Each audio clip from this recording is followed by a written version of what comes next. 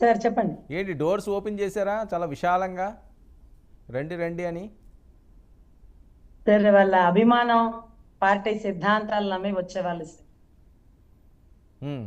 Sir ఇక్కడ బాలినేని గారి పార్టీలో ఎంట్రీ అంటే గతంలో రాజశేఖర రెడ్డి గారి మీద అభిమానంతో ఆయన చనిపోగానే ఆయన ఉమ్మడి రాష్ట్రంలో అప్పటికి సంబంధించిన మినిస్ట్రీ హోదాని కూడా వదులుకొని జగన్ గారు వెనువెంటనే నిలబడ్డారు. అదే రకంగా బాలశౌరి గారు కూడా బలంగా నిలబడ్డారు.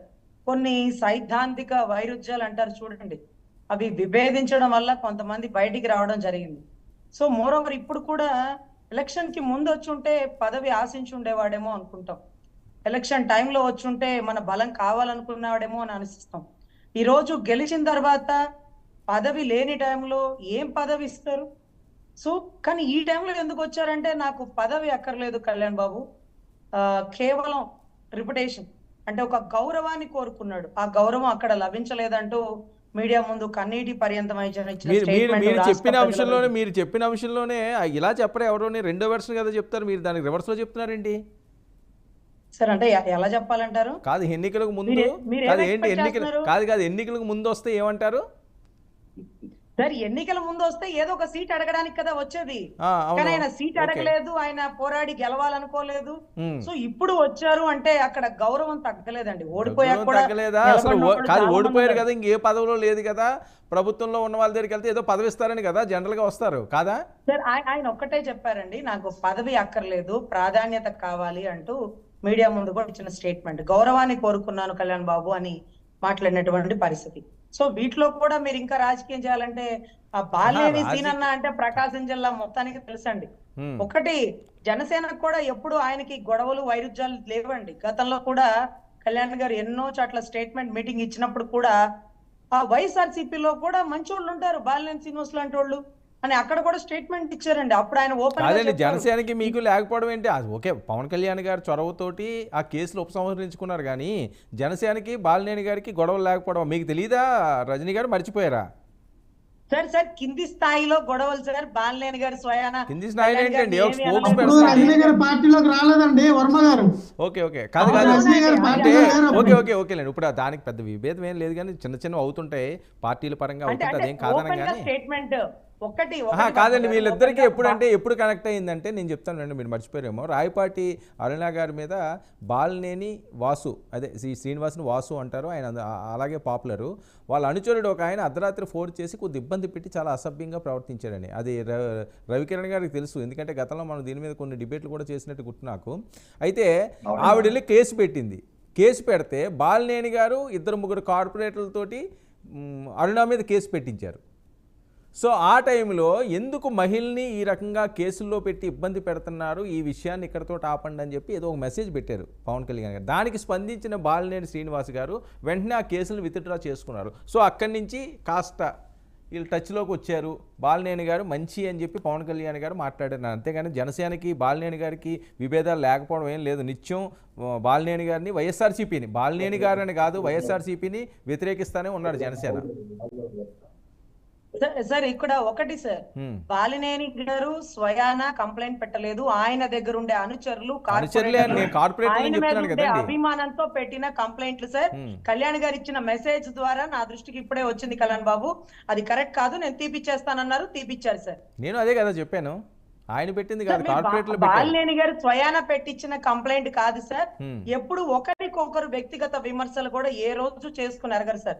ప్రకాశం జిల్లాలో జనసేన వైసీపీ ఎక్కువ తగులాటలు కూడా ఎక్కువగా లేవు సార్. ఎక్కడెక్కడ పార్టీ విభేదాలు ఉంటే ఉండొచ్చు. బాలినేని అంటే సీనన్న మీద అభిమానంతో ఉన్న వాళ్ళు ఎదురుగా ఉన్న వాళ్ళు ఎవరా వాళ్ళ వీళ్ళని చూడరు కాబట్టి కొంత వైరుధ్యం అనేది అక్కడ కనపడి ఉండొచ్చు. సో మీకు ప్లస్ అంటారు బాలినేని గారు, మీకు ప్లస్ జనసేనకి, అంతేనా